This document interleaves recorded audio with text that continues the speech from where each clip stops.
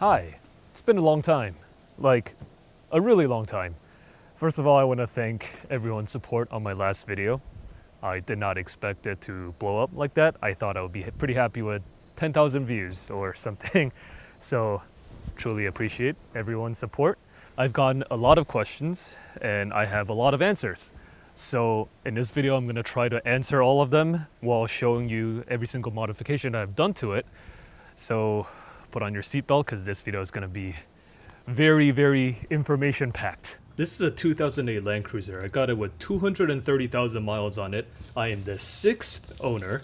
Some people complain that the 200 series isn't a quote-unquote old Toyota, and I get it, but this car is more than double the average ownership length. So while it's not old, I wouldn't consider it new either, so maybe middle-aged. I paid $25,000 for it, which is roughly $5,000 above market price, but it did have new pads, rotors, new shocks all around, new tires all around, including a matching spare with matching wheels. And for those mechanically informed, the valley plate was done, the radiator is the new version, and a bunch of maintenance is all up to date, so combine this with a rare color, I had no problem paying a slight premium for it. Speaking of the color, it's called Pacific Blue Mica. It is insanely rare for the 200 series. This color was only available for 2008 to 2011. There's a common saying that 80% of all 200 series are grayscale colors, which is white, black, gray, or silver. If you do the math and get a generous estimate, there's just about 500 units in this blue in the United States. I was originally set on buying a white 200 series unless I can find a blue one. It took me 9 months of daily scrolling car sales pages, forums, Facebook, Craigslist, you name it. And when I saw the listing, I tried to play devil's advocate and told myself, I'll sleep over it and see what happens. And I couldn't sleep that night, so I knew. Woke up the next morning, told the seller to get the car inspected locally, and once everything came back good, I booked the plane ticket to Dallas, and the rest was history. Why a 200 series? Well, to begin with, I didn't want a new car, nor could I afford it. But I also didn't want a car that's too old where I have to constantly wrench on random little things. Over the past 3 years, I made a giant spreadsheet listing every single feature that I wanted. Feel free to pause it and give it a good look. I could go on all day, but long story short, I wanted a Toyota and I wanted a V8. And as much as I love the 5th gen 4Runner, if I'm gonna get 14 miles per gallon, anyways, I might as well get a V8, right? I don't hate the electrification of cars, but I've never owned a V8 in my life, and if I don't do it now, I'm never gonna do it.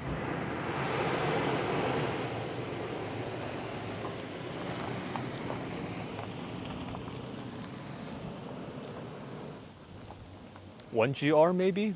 The Tundras were out because it's too long and I wanted an SUV.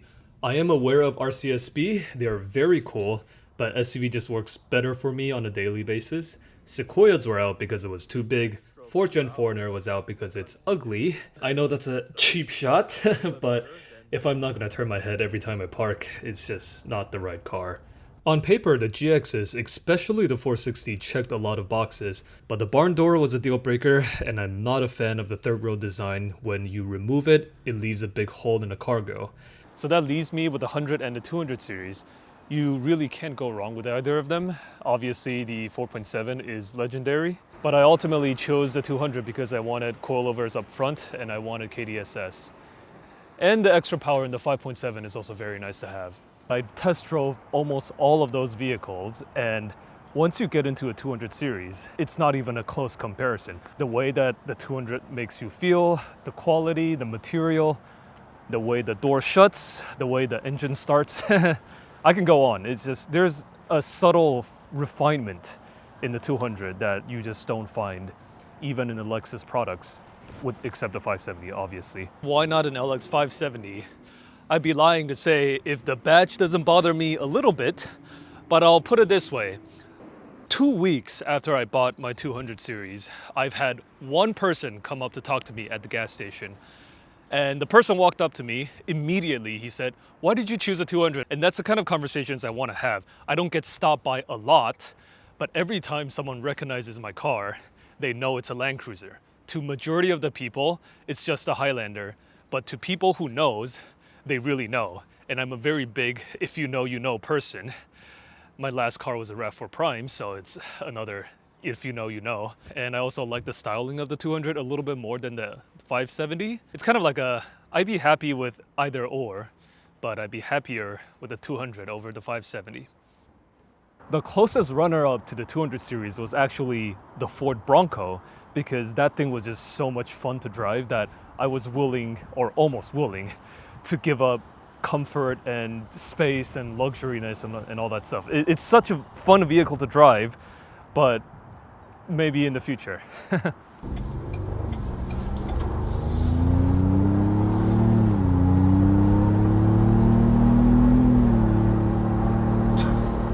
I'm gonna time travel you guys back to December of 2024.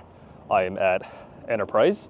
I am renting a truck because someone up in Vermont is retiring their 200 series, and he's selling all of his mods.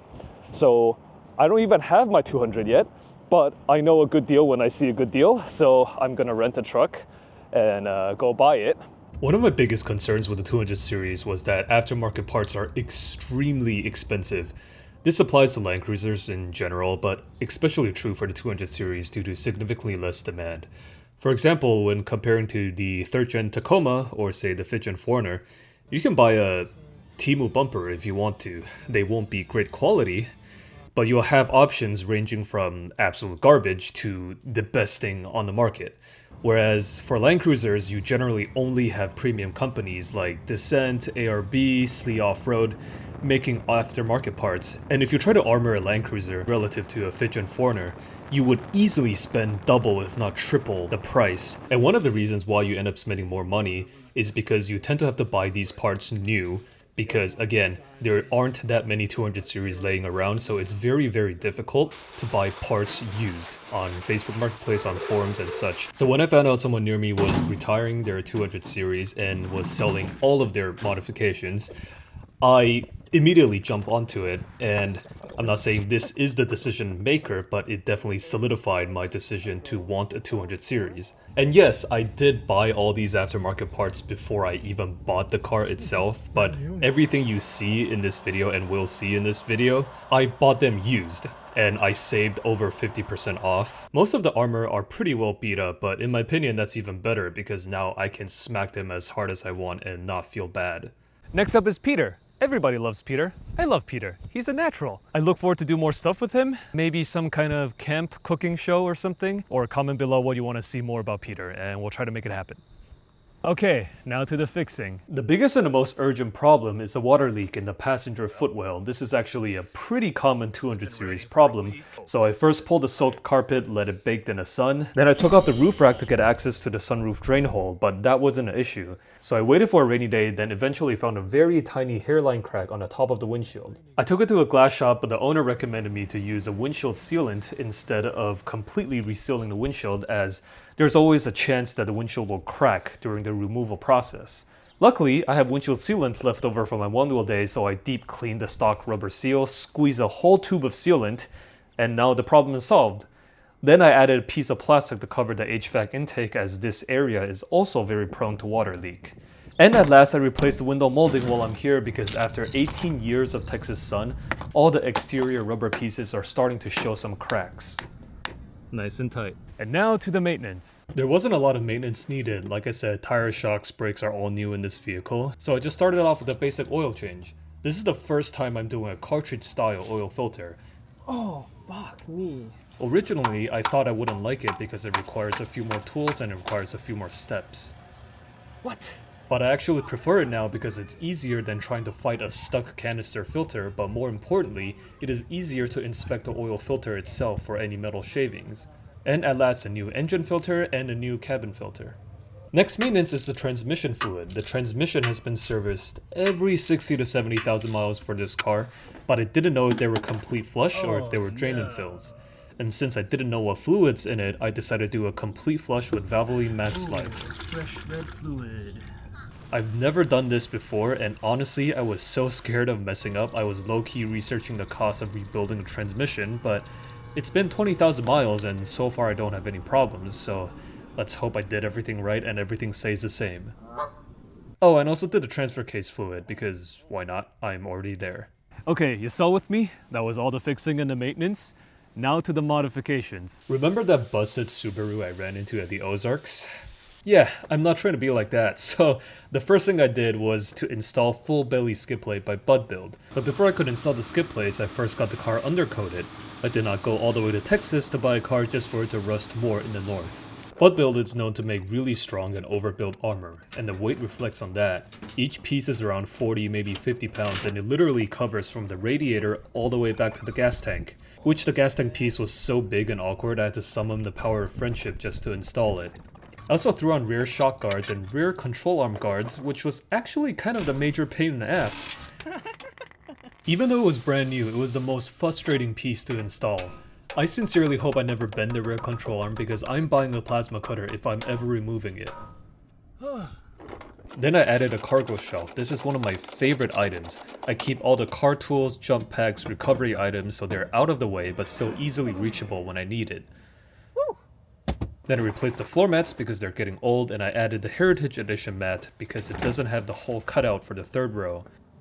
Here's an Easter egg. Not only does it say Land Cruiser on the floor mat, it also has a tiny Land Cruiser over here. I added the Set Power PT30 fridge, which by my research is the only dual zone fridge that is shorter than 14 inches, which is very important to me because it fits perfectly underneath my sleeping platform. Look at the amount of clearance. It's like just perfect.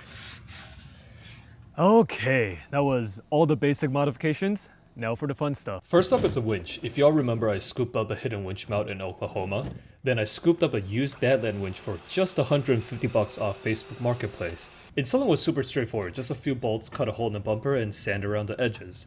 After many rounds of slowly sanding, I'll cut a little bit too much here, a little too much here, but this is as hidden as it can be. It looks pretty good. This is one of those things, looks great, just don't look too close. And because the 200 series doesn't have that much electronics and sensors, sort of, it was pretty easy to route the wiring harness. I also painted the chrome pieces gold while I'm here because I hate chrome, and I think gold complements the blue pretty well. Plastic chrome is very hard to sand and paint, so I don't really know how long this will last, but I'll deal with it when that day comes. Next up, the Dissent rear bumper. This solves one of my biggest problems with the 200 series, and that is... It just looks like a fat truck. It looks like a pregnant Highlander. That's the word he used to describe his own car. I love a lot of things about the 200 series, but unfortunately, look is not one of them. It's just so round and bloated.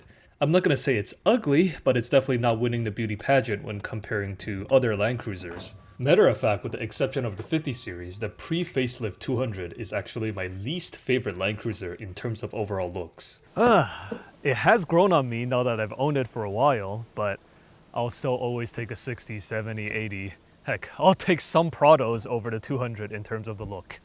Before installing the bumper, I have to make some minor modifications. Chopping the resonator is not necessary, it's mostly just for looks, but it also does make the install a little bit easier. And surprisingly, it does not affect the exhaust sound.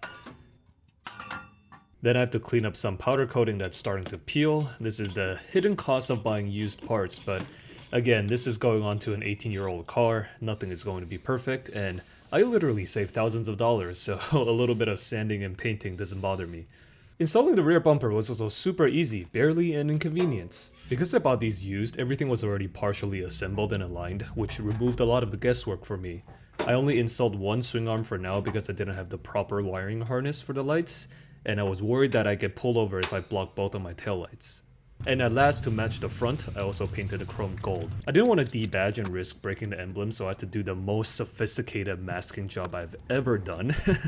Seriously, this took me 3 hours just for the Toyota emblem, but the results, I like to say it speaks for itself. You may also notice that this trim piece is black. I got it from the person who sold me the bumper and all these other mods. I put it on in the beginning kind of as a test fit, but at this point, I'm too lazy to cut my own bumper, so it's two-tone, right? That's the trend right now, right? It's two-tone.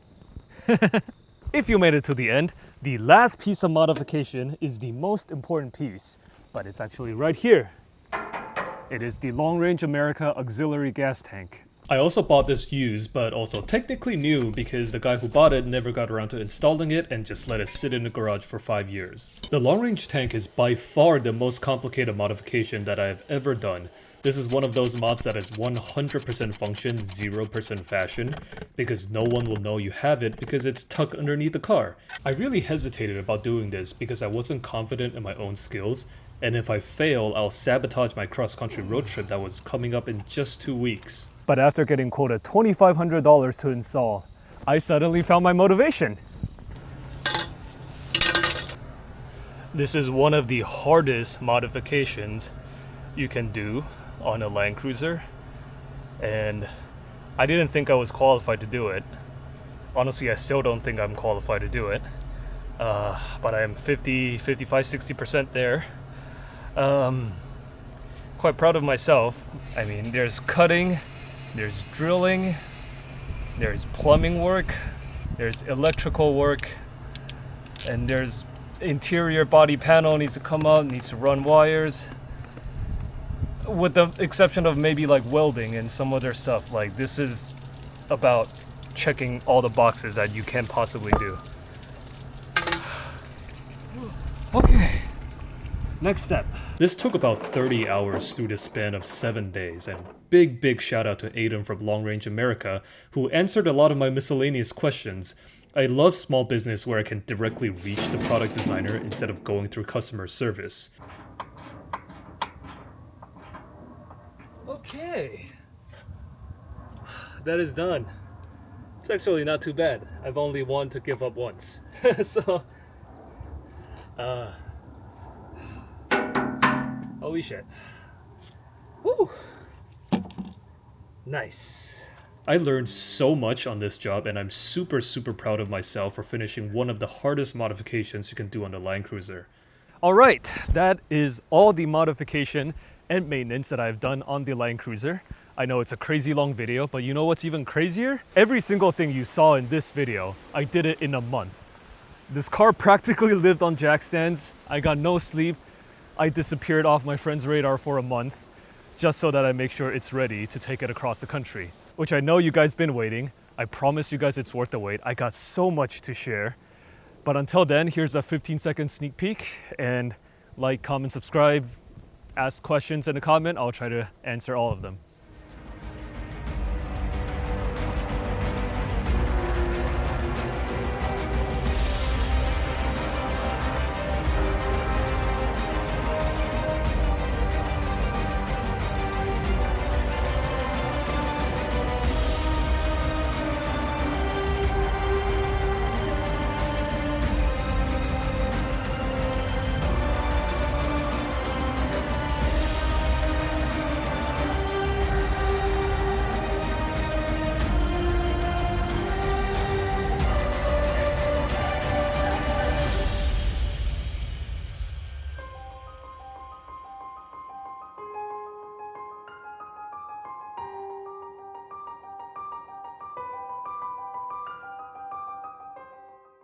A lot of people criticize the new 250 as just a Prado and not a real Land Cruiser.